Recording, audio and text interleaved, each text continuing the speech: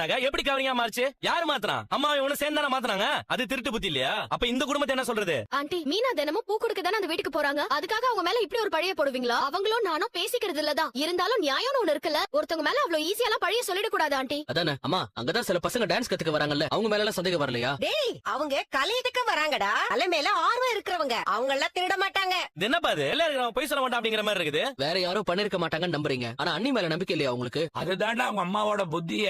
முன்ன பின்ன தெரியாதவங்கள நம்புவா, ஆனா மீனா மேல நம்பிக்கை வராது அவளுக்கு. தேவஜியா, உனக்கு ஆகாத மருமகள்னு என்ன வேணாலும் சொல்லலான்னு அர்த்தமா? ஏங்க, நானாங்க சொன்னேன். பார்வதி பணத்தை காணும்னு அழுவுறா. என்ன நம்பி டான்ஸ் ஸ்கூல் நடத்துறதுக்கு இடத்த கொடுத்திருக்கா. எனக்கு 30 வருஷத்து ஃப்ரெண்ட் அவ. இப்ப எப்படி நான் அவ முகத்துல முழிப்பேன்? அப்படி ஏதாவது பணத்தை எடுத்திருந்தா அவளை கொடுக்க சொல்லுங்க. குடுக்க சொல்றதா? என்ன எடுத்துருந்தா குடுக்க சொல்ற? அறிவோடதான் பேசுறியா நீ? நீ ஒரு வார்த்தை சொன்னதுக்காக போட்டு இருந்த நகையை கூட கழட்டி உங்ககிட்ட கொடுத்துட்டா. என்னைக்கு முத்து வாங்கி கொடுக்கறான்னா அன்னைக்குதான் போட்டுக்குவேன்னு கழுத்துல தாடி போடாம இருக்கிறா. இப்ப கூட அவ அதை பெருசா எடுத்துக்கல. எங்க இவ வந்துட்டு போனதுக்கு அப்புறம் தான் பணம் காணாம போயிருக்கு. எனக்கு தெரியாதுங்க. இவ்வளவு முத்துவும் தான் அந்த பணத்துக்கு பொறுப்பு ஏத்துக்கணும். எதுக்கு அவங்க பொறுப்பு ஏத்துக்கணும்? என்ன ஏதுன்னே தெரியாம அவங்க தான் பணத்தை தரணும்னு சொல்ற? பெரிய குடும்பத்து மருமகளுங்க இந்த வீட்டுலதான் இருக்காங்க.